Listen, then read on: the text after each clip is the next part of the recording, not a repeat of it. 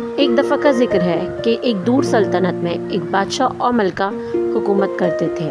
मलका इंतहाई नरम दिल खातून थी। तमाम लोग उस पर रश्क करते थे। मलिका की ज़िंदगी की वाहिद उदासी ये थी कि उनके यहाँ कोई औलाद नहीं थी, जिसकी वजह से वो बहुत रोती थी। सर्दियों के एक दिन मलका खिड़की के पास बैठी थी और ऊनी कपड़े सी रही थी कि इतनी देर में तेज़ हवा का झोंका चलता है और उसकी खिड़की खुल जाती है।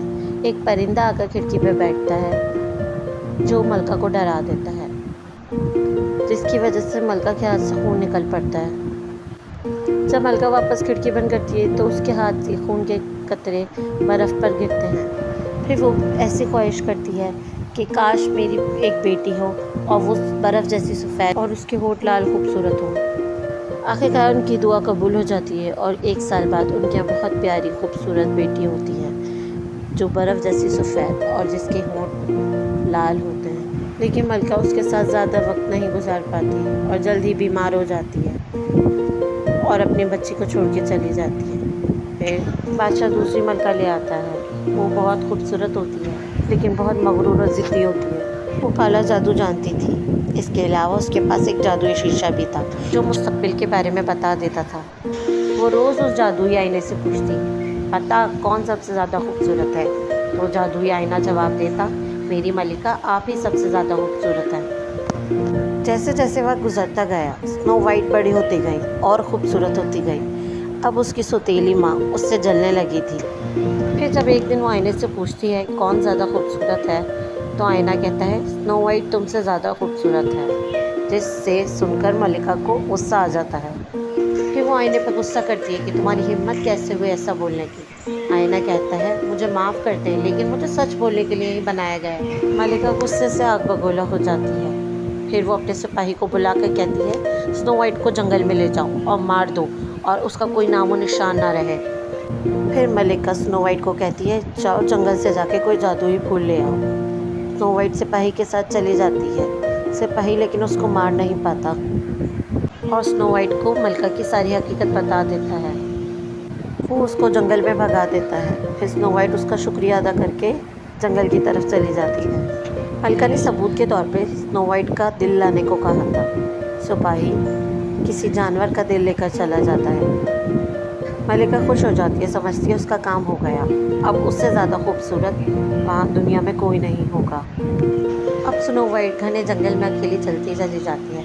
कुछ चिड़ियाँ उसके साथ साथ चलती जाती हैं और वो उसे कोई रास्ता दिखाना चाहती हैं। शाम होने लगती है। फिर उसे एक छोटा सा घर दिखता है जिसमें हर चीज़ छोटी छोटी होती है लेकिन सब कुछ बहुत संवरा हुआ होता है। मेज़ पर छोटी छोटी 7 प्लेटें होती हैं जिनमें खाना होता है और 7 कप रखे होते हैं जिनमें दूध होता है।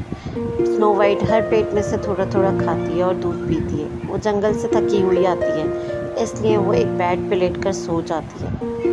फिर वक्त गुजरता गया। चिड़िया ने उसको उठाने की कोशिश की लेकिन वो नहीं उठती। फिर घर के मालिक आ जाते हैं जो 7 बोने होते हैं। वो पहाड़ों पे सोने कान में काम करते हैं। जब वो घर के अंदर दाखिल होते हैं देखते हैं कि उनकी प्लेटों में से किसी ने खाना खाया हुआ है। उनकी चेयर पे कोई बैठा था। फिर एक बोना ने अपने बिस्तर की तरफ देखा तो वहाँ कोई सो रहा था। उसने सबको बताया और वह सारे उस कमरे में चले गए। उन्होंने देखा और बोला कि ये लड़की कितनी खूबसूरत है। ये सब कहने लगे आहिस्ता बोलो, वो सो रही है। फिर वो बाकी सब भी वहीं सो गए। फिर सुबह जब स्नो वाइट की आँख खुली तो वो उन बोनों को देख के डर गई। फिर बोने भी उठ गए। उन्होंने कहा कि डरो मत, ये हमारा ही घर है, तुम हमारे घर में हो। तो उन्होंने उसका नाम पूछा। उसने बताया मैं स्नो वाइट हूँ। फिर स्नो वाइट ने उन्हें पूरी कहानी सुनाई। फिर बोनों ने उसको अपने साथ मिलकर रहने का फ़ैसला करा, लेकिन कहा कि तुम घर के सारे काम करोगी, सफाई, बर्तन धोना, खाना बनाना। और स्नो वाइट मान गई। फिर यूं ही वक्त गुजरता गया। रोज़ सुबह बोने अपने काम पर चले जाते हैं और स्नो वाइट दिन भर चिड़ियों के साथ और जंगल के कुछ पक्षियों के साथ रहती और घर का सारा काम करती।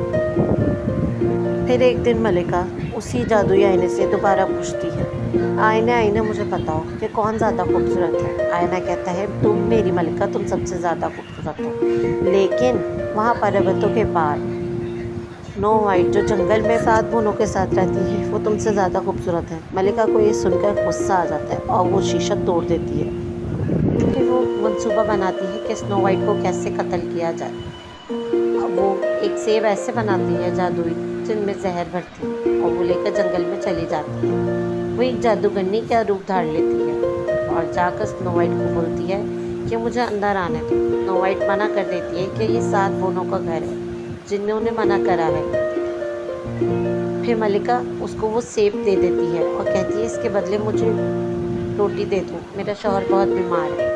स्नो वाइट को उस पर तरस आ जाता है। वो सेब ले लेती है और उसको रोटी का टुकड़ा दे देती है और फिर उसको सेब देख के उसका खाने का दिल चाहने लगता है और वो जहरीला सेब खा लेती है, जिसके बाद उसकी मौत वाक़या हो जाती है। जब सातों कोने घर आते हैं वो देखते हैं स्नो वाइट मर चुकी होती है। वो बहुत कोशिश करते हैं उसको उठाने की, लेकिन वो नहीं उठती।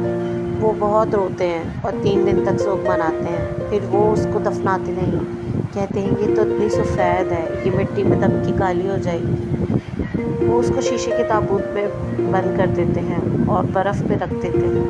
फिर एक शहज़ादे का वहाँ से गुज़र होता है। वो पहचान जाता है उस लड़की को जो उसके ख्वाबों में आती है। वो देखता है कि हैरान होता है यहाँ पे ये बोनों की फ़ौज और ये परिंदे क्या कर रहे हैं। फिर वो उनसे आके पूछते हैं तो वो बताते हैं कि ये मर चुकी है। वो कहता है कि तुम मुझे इसको ले जाने दो, मैं ये वही लड़की है जो मेरे ख्वाबों में आती है, मैं इसके बगैर नहीं रह सकता। वो कहती है तुम इस मरी हुई लड़की को ले जाके क्या करोगे। वो कहता है बस तुम मुझे इजाज़त दे दो कि मैं इसको ले जाऊँ, मैं इसको हमेशा अपने पास रखूँगा। वो उन्हें इस पर तरस खा के उसको इजाज़त दे देते हैं और फिर जब वो ले जाता है तो एक सिपाही पत्थर से टकरा जाता है, जिसकी वजह से जहरीला सेब स्नो वाइट के मुंह से निकल जाता है।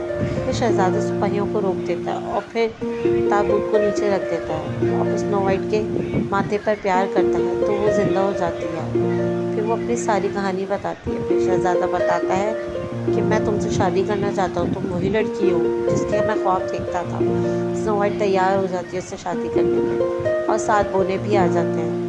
फिर वो कहती है मैं अपने वालिद के पास जाना चाहती हूँ। फिर वो उसको बादशाह के पास ले जाता है। वहाँ जाके पता चलता है कि बादशाह तो वहाँ मौजूद ही नहीं। मलिका ने बादशाह को कैद करके रखा हुआ था। फिर शहज़ादे ने बादशाह को आज़ाद कराया और फिर बादशाह को जब सारी सूरत हाल का पता चला तो मलिका खुद ही डर कर भाग गई और फिर कभी वापस ना आई। फिर राजा ने वाइट और शहज़ादी की खूब धूमधाम से शादी कराई।